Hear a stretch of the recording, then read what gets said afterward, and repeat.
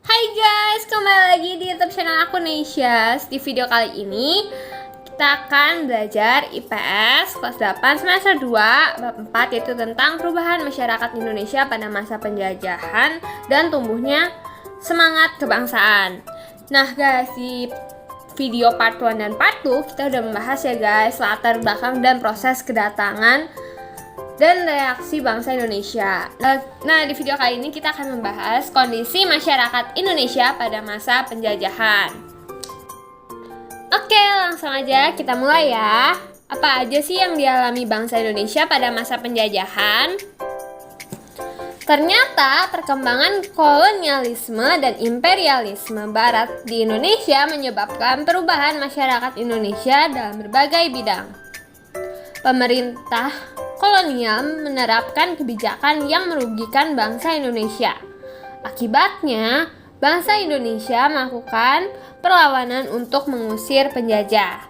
Nah, untuk mengetahui bagaimana kebijakan pemerintahan kolonial terhadap bangsa Indonesia, kita akan bahas ya guys, satu persatu. Yang pertama, pengaruh monopoli dalam perdagangan. Apa itu monopoli? Monopoli adalah penguasaan pasar yang dilakukan oleh satu atau sedikit perusahaan. Pada awalnya, VOC meminta keistimewaan hak-hak dagang guys. Akan tetapi dalam perkembangannya menjadi penguasaan pasar atau yang disebut monopoli.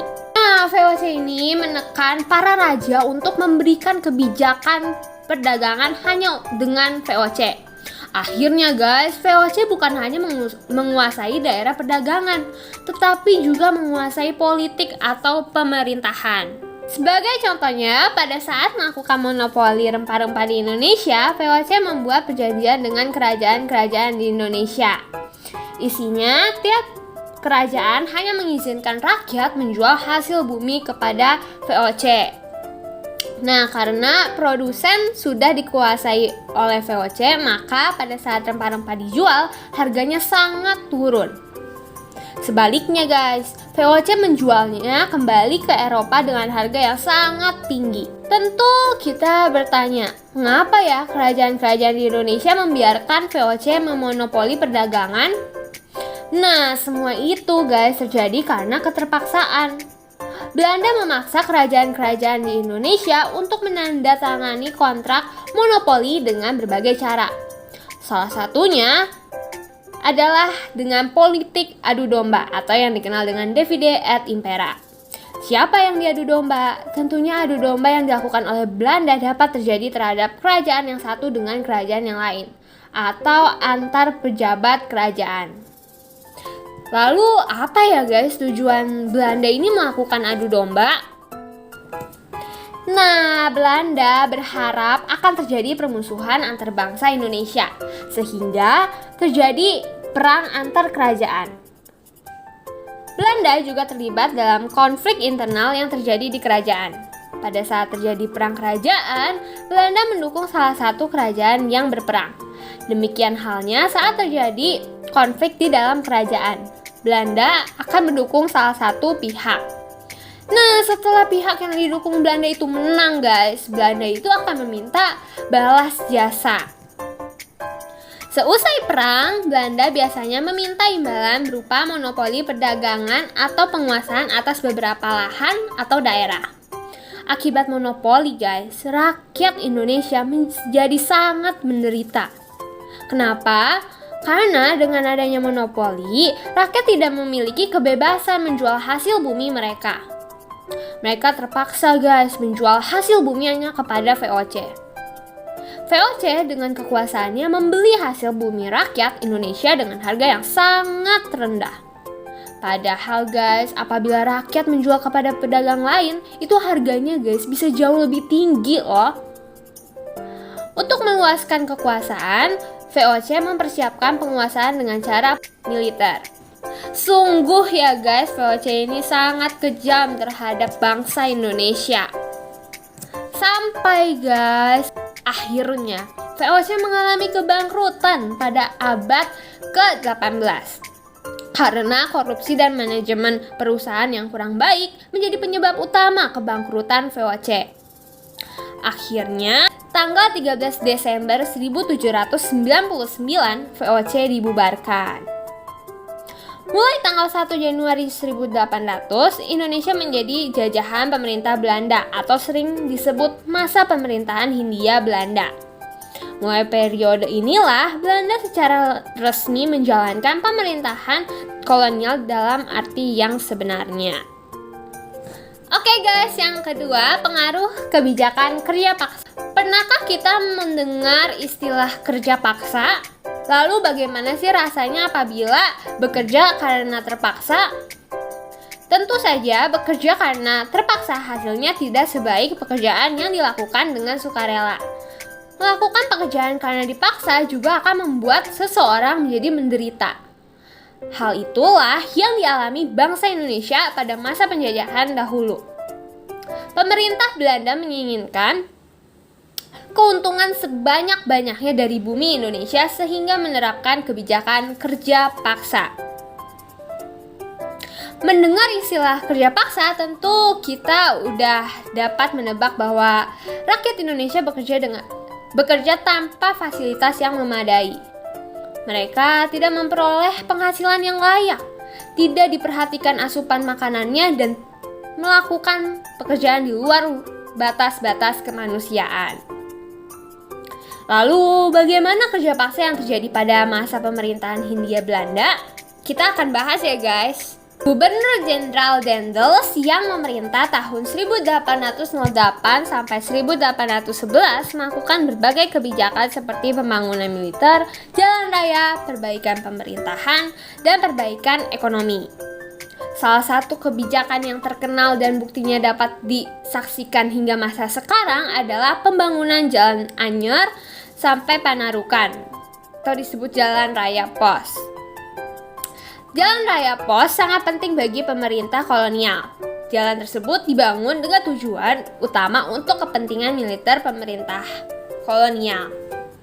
Dalam perkembangannya, jalan tersebut menjadi sarana transportasi pemerintahan dan mengangkut berbagai hasil bumi. Hingga saat ini guys, manfaat jalan tersebut masih dapat dirasakan. Di balik besarnya proyek tersebut, perlu dipertanyakan bagaimana proses pembangunan jalan yang melewati gunung yang terjal dan medan yang sulit pada masa lalu. Pembangunan jalan tersebut merupakan kebijakan pemerintah Republik Bataaf di bawah Gubernur Jenderal Herman Willem Daendels. Mereka memandang penting pembangunan jalur Anyer sampai Panarukan. Selain untuk kepentingan pertahanan dan militer, jalan tersebut merupakan penghubung kota-kota penting di Pulau Jawa yang merupakan penghasil sebagai tanaman ekspor. Dengan dibangunnya jalan tersebut, proses distribusi barang dan jasa untuk kepentingan kolonial semakin cepat dan efisien. Pembangunan jalur Anyer sampai Panarukan sebagian besar dilakukan oleh tenaga manusia. Puluhan ribu penduduk dikerahkan untuk membangun jalan tersebut. Rakyat Indonesia dipaksa guys sama Belanda untuk membangun jalan. Padahal mereka tidak digaji dan tidak menerima makanan yang layak. Akibatnya ribuan penduduk meninggal baik karena kelaparan maupun penyakit yang diderita. Pengerahan penduduk untuk mengerjakan berbagai proyek Belanda inilah yang disebut kerja rodi atau kerja paksa. Yang ketiga, pengaruh sistem sewa tanah. Saat Inggris menguasai Indonesia, Gubernur Jenderal Lord Minto membagi daerah jajahan Hindia Belanda menjadi 4 gubernemen, yakni Malaka, Sumatera, Jawa, dan Maluku. Lord Minto selanjutnya menyerahkan tanggung jawab kekuasaan atas seluruh wilayah itu kepada Letnan Gubernur Thomas Stamford Raffles. Letnan Gubernur Thomas Stamford Raffles. Salah satu kebijakan terkenal pada masa Raffles adalah sistem sewa tanah atau Land Rent System atau Land-Delit-Stelsel. Sistem tersebut memiliki ketentuan antara lain sebagai berikut. Yang pertama, petani harus menyewa tanah meskipun dia adalah pemilik tanah tersebut. Yang kedua, harga sewa tanah tergantung kepada kondisi tanah. Yang ketiga, pembayaran sewa tanah dilakukan dengan uang tunai. Yang keempat, bagi yang tidak memiliki tanah akan dikenakan pajak kepala. Sistem sewa tanah menggambarkan seakan-akan rakyat tidak memiliki tanah, padahal tanah tersebut adalah milik rakyat. Hasil sewa tanah guys juga tidak seluruhnya digunakan untuk kemakmuran rakyat.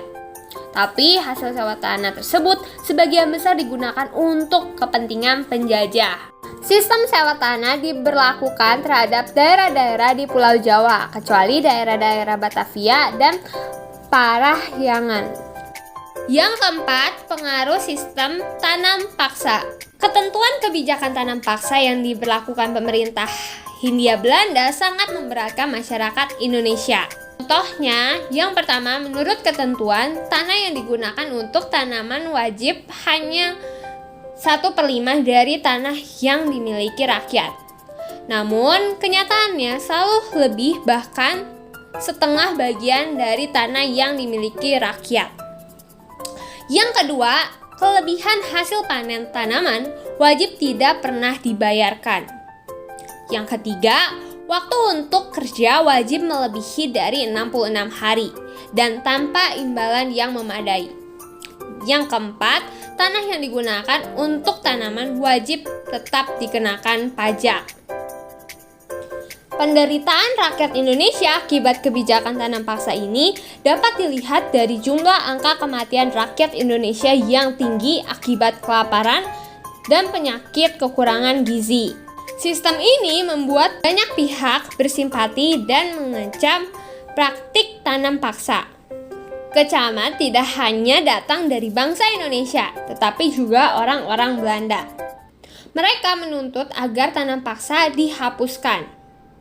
Kecaman dari berbagai pihak tersebut membuahkan hasil dengan dihapusnya sistem tanam paksa pada tahun 1870.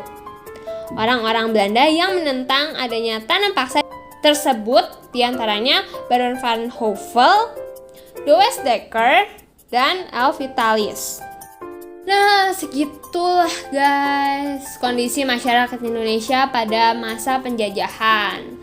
Ada banyak ya guys, ada tadi monopoli, kerja paksa, sewa tanah, tanam paksa. Wah, lengkap sudah guys penderitaan bangsa Indonesia zaman dulu. Nah, di video selanjutnya guys, aku akan membahas bagaimana sih perlawanan terhadap kolonialisme dan imperialisme. Oke guys, segitu dulu video aku. Terima kasih sudah menonton. Jangan lupa untuk di like, comment, share, and subscribe. And see you guys in the next video. Bye!